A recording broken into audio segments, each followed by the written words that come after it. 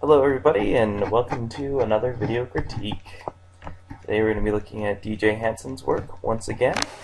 And yeah, you know the drill. Look at them as images, look at them as how they fulfill the assignment. So going through here, thank you DJ. Thank you for labeling the kind of light. I mean, as we saw in previous videos, like, I can figure them out. But I do appreciate any time that someone makes my job easier. So yes. Oh, so we're getting like a look inside of his house. And the puppies. Alright. So let me... let's get a little closer to look at what's going on here. Oh. Okay, so... I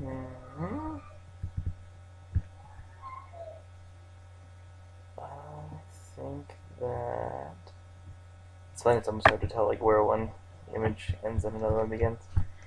It's like you can almost stitch these into a panorama, which is something that my students in Digital Darkroom are doing, or I guess they already have done. They did that assignment.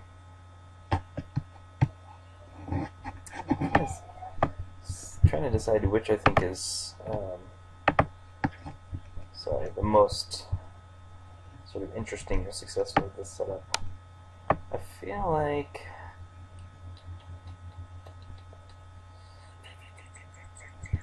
maybe this one, or like sort of it almost looks like it could be a perspective drawing, like all these lines that are sort of, you know, going back to converge.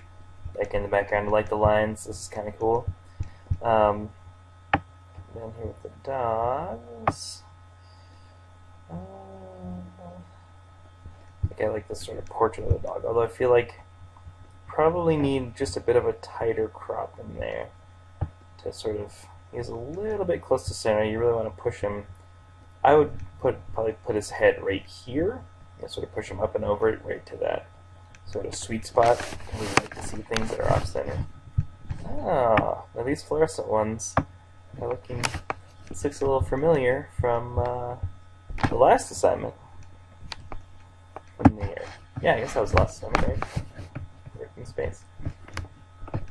Again,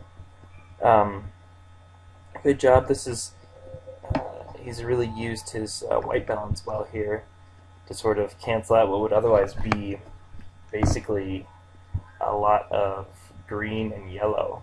You can see there's just a little bit of the sort of warm orangey yellow light here that you get from the halogen bulb, incandescent light source. Yeah, you've really done, I mean, even here it's pretty good. I mean, you can see, you don't see a lot of it. So sort of balance it out. Go into the outdoor. I think I'm sort of liking this. I like sort of, again, there's a lot of these sort of action lines that give it a real kind of sense of movement. And also just kind of like this because it's a sort of the type of image that you don't really see a lot of. Like, just right on top of the on top of the tire, it's like, makes for a really interesting element in the foreground. Oh, okay. Now, let's do the other way. Sorry. Ah, shoot. Sorry, everybody. Let's go first. Usually it does this automatically for me, so I'm a little bit annoyed. Alright, and then here he did some before and afters. So you can see, kind of got a warm, tungsten-y light, a lot of yellow here. You did a good job of balancing out, but I think you may have gone a bit far the other way, because now this, rather than just looking sort of white, it's gone to a bit of a blue.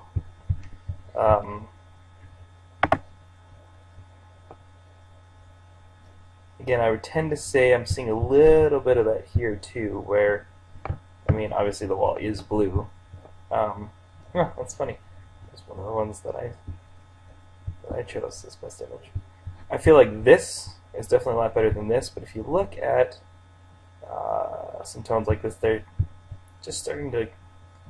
It's like you added the did like a color balance tool and added just a little bit too much blue, or took away just a little bit too much yellow. So this corrected it a little bit more than it needed to be. This looks good. I like it. I like it. Yeah, let's say. So I like that they kind of have the same posture, but they're like different sizes. But I want that to be a little tighter. I feel like that's kind of like the sweet spot, or even like something that's a little bit longer. Would you want to put? I mean, you could do a really cool thing where you had like he's in the upper third, he's in the lower third, sort of something like that. Or you could do something just sort of broader where he is still in that upper third spot, like maybe the edges are right there, and then he's kind of just off center. I do like seeing the cage though. I don't know. Yeah, suggestions. I'm just throwing out thoughts there. The one that I picked. Again, you just look at the wall here versus the wall here, and how much.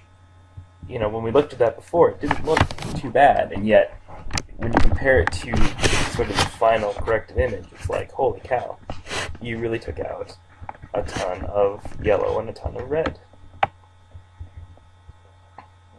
Again, so you can see a little bit more now, like that sort of yellowish green thing I was talking about, kind of picking up in here and some of the highlights. He's done a good job of sort of balancing out. Yeah, I mean, obviously there's a lot of blue here. It looks like it's kind of been, just balanced out. Looks nice. Hey, alright. This, I would say, is right on the edge. I like how luscious and green this looks, but like another 1 or 2%, and that's starting to look like, it's going to look fake. It's going to look like overly green, overly saturated. I think you're right at the edge. You might even, you're like just right at the very edge. Like if you went back like 1 or 2%, like I think it would be right in the sweet spot. But even there, I mean, this looks really nice and lush and green. This probably really is that nice and lush and green. And here we go. Apparently he agrees with me. So yeah, let's see, it's kind of just slightly blue here. It's been warmed up there. Again, I have something to do with the overcast skies. Alright. Oh, we're getting to repeats now? There we go. So this must be, those were, I'm assuming his global, and this is like global and local. Going back up here, is that a huge difference? That's what that looked like. And then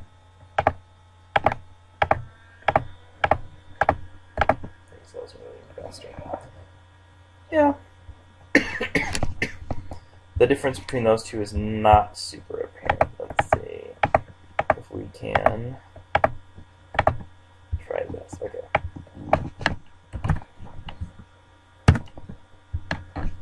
Yeah, I mean, I hardly see any difference at all. Let's try it going the other way. They look pretty similar.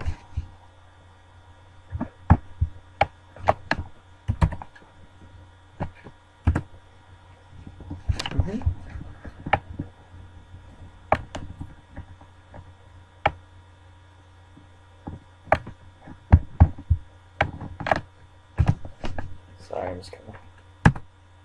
Oops.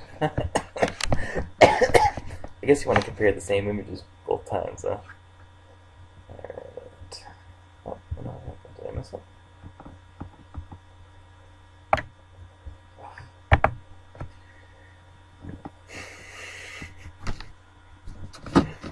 What was it? The one above? So, guys. Alright, so 2 and 11. Yeah, not a huge difference.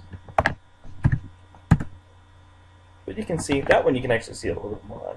I'm going to do that, go back to that other one more time, just so you can kind of get an idea. And now watch that image on the right. So you can see, it's even a bit less of the yellow in there. Or am I going to sit there and go through that? Whatever. I just wanted to kind of take a look at a couple of key ones there. So let's see, most and least successful. I think probably most successful would maybe be maybe this one. If it would cooperate. I like the color here.